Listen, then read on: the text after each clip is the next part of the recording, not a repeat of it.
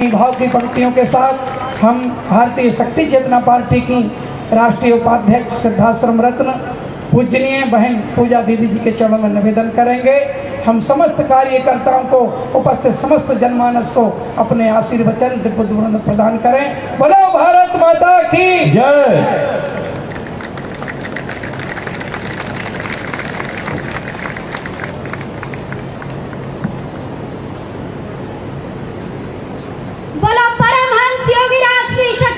महाराज की जय। बोलो आदि शक्ति जगत जननी जगदम्बा की जय। बोलो भारत माता की जय। वंदे मातरम। वंदे मातरम। अब लग रहा है कि ये सभा शक्ति साधकों की है। यही ऊर्जा, यही जोश, यही हमारी ताकत है जो हमें हमारे गुरुवर श्री से प्राप्त हो रही है। आज हम यहाँ पर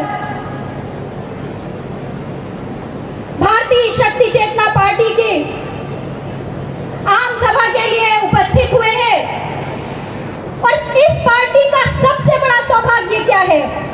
इस पार्टी का सबसे बड़ा सौभाग्य यह है कि यह इस पार्टी के संस्थापक, संचालक हमारे परम आराध्य परमहंस योगीराज श्री शक्तिपुत्र जी महाराज हैं।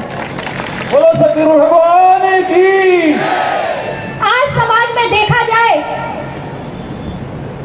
तो राजनीति भटक चुकी है, राजनेता भटक चुके हैं। इसका कारण यही है कि उनके पीछे किसी आध्यात्मिक गुरु का सानिध्य नहीं है, आशीर्वाद नहीं है।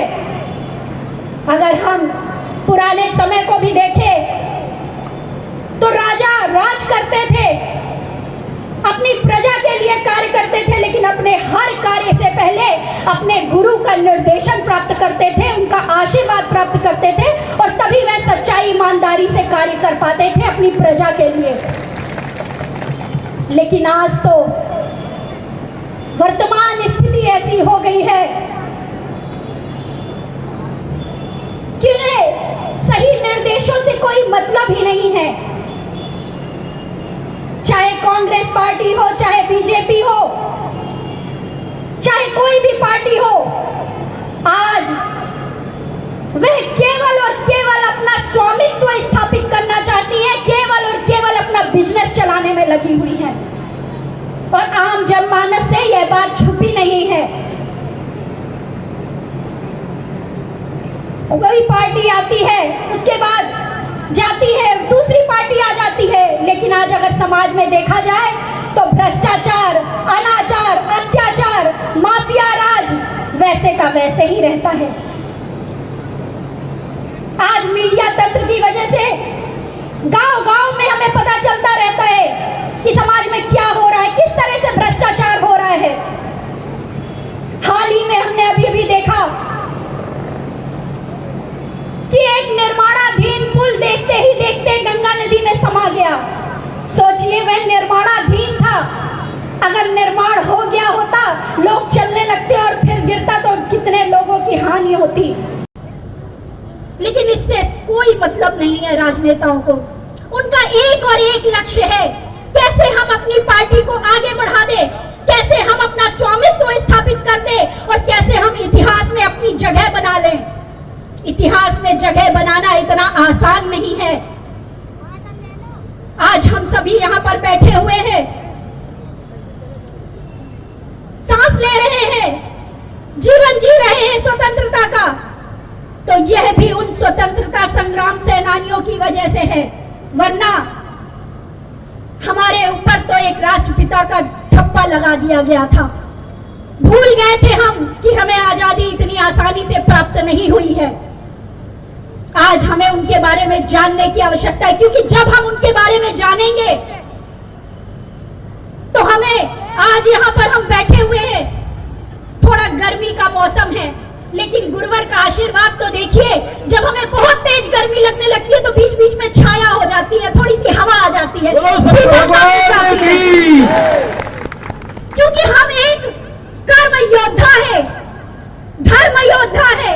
हमें समाज के लिए कार्य करना है। अगर हम उनके बारे में सोचेंगे तो उन्होंने कितनी यातनाएं सही होंगी, कितना कष्ट सहा होगा, कितनी परेशानी सही होगी, और इतनी परेशानियों से निकलने के बाद आज हम यहाँ स्वतंत्र जीवन जी रहे हैं। अगर आप उनके बारे में सोचेंगे तो ये छोटी सी गर्मी आपका कुछ नहीं बिगाड़ पाएगी, आपके अंदर एक अलग ऊर्जा का संचार होने लग जाएगा। मात्र उनके बारे में सोच के देखिए।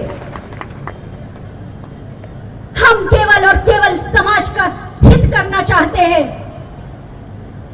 हम यहाँ पर राजनीति करने नहीं आए हैं, हम यहाँ पर राष्ट्र नीति करने आए हैं। हमारे कार्यकर्ता वह कार्य करेंगे जो कार्य राष्ट्र हित में होगा।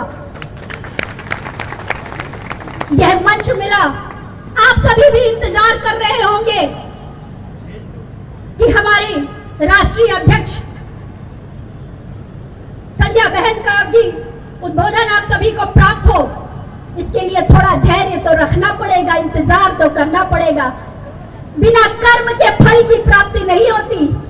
तो ये कर्म है जो आप यहाँ पर बैठ के कर रहे हैं, अच्छी सोच रख रहे हैं, अच्छे विचारों के साथ यहाँ पर बैठे हुए हैं। और अपने आसपास देखिए, अपने आगे पीछे देखिए, हमें अनुमान होगा कि हमारी शक्ति कितनी बृहद है जो समाज कल्याण के लिए कार्य करने के लिए एकजुट हुई है। यहाँ पर इस मंच से मैं इस जिले पे यहाँ पर बैठी हुई हूँ, हमारी आम सभा यहाँ पर है, तो यहाँ के जिले वालों के प्रति भी मेरा कुछ कर्तव्य है कि मैं उनको सचेत करूं। और साथ में मैं यहाँ के पुलिस अधीक्षक महोदय जी को भी एक सलाह देना चाहूंगी, आगाह करना चाहूंगी कि जिस पद पर बैठकर उन्हें शराब माफियाओं के खिलाफ आवाज उठानी चाहिए, वह आज उनसे साठगांठ करके उनके साथ मिलकर ऐसे पद पर बैठकर सभी थानों को ये आदेश दे कि इस पार्टी के और संगठन के कार्यकर्ता कहीं शराब पकड़े तो उनके लिए कोई कार्रवाई न की जाए, शराब माफियाओं के खिलाफ कोई कार्रवाई न की जाए। आज न जाने कितने हमारे पुलिसकर्मी भाई बहन जो हमारी सेवा कार्य में लगे रहते हैं, जो हमारे हित के लिए कार्य करते हैं,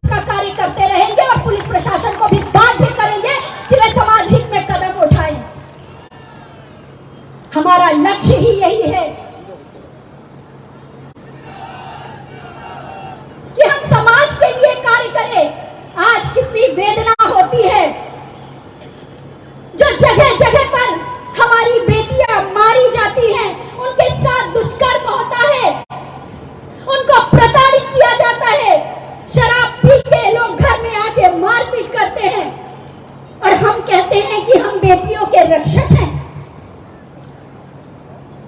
अभी अभी हम लोग चर्चा करते हैं कि वह शिवराज सिंह चौहान जी महोदय जी हमारे मामा जी बने हैं। वो गलत नहीं कहते हैं।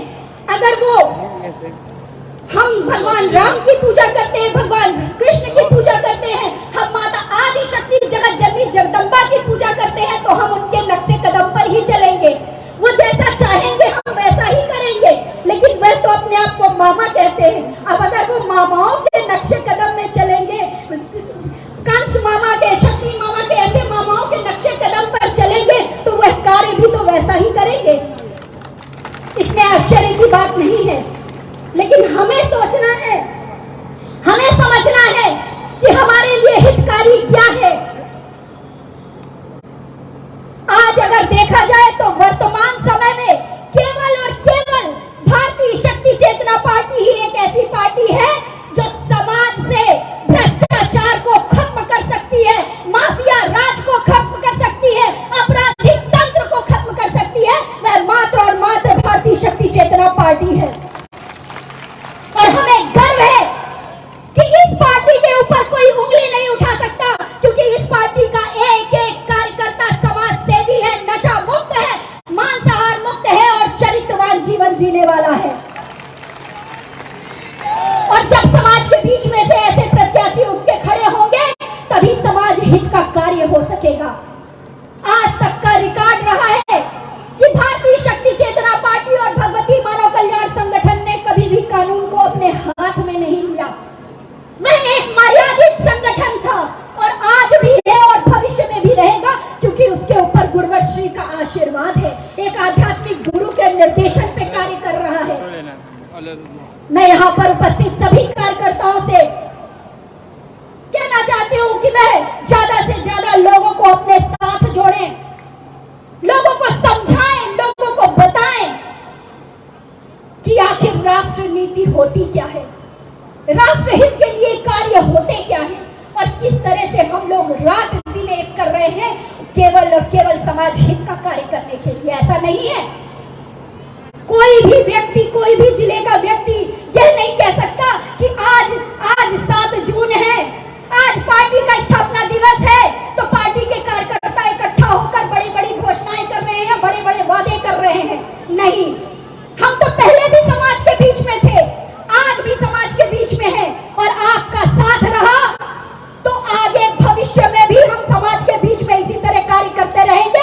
और अगर साथ नहीं भी रहा तो पूरा जीवन हम लोगों ने केवल और केवल राष्ट्र हित के लिए समर्पित किया है और उसमें आगे बढ़ते हुए हमारे कदमों को कभी कोई रोक नहीं सकेगा। हमें अपने अंदर उस ऊर्जा शक्ति को बनाए रखना है जो हमें उनसे प्राप्त हो रही है। बोलने को तो जब बोलना शुरू करो तो बहुत सारी चीजें हो जाती हैं। मुझे देख के आपको जोश आता है, आपको देख के मुझे जोश आता है और बहुत सारी बातें मन में होती हैं जो आपके बीच में निकल जाती हैं। बोलना बहुत कुछ चाहती हूँ, लेकिन आपके बीच में आना होता रहता है। फिर कभी और अवसर मिलेगा कि कुछ और ज्यादा आपको बता सकूं। आज समय कम है और आप सभी भी काफी समय से इंतजार कर रहे हैं।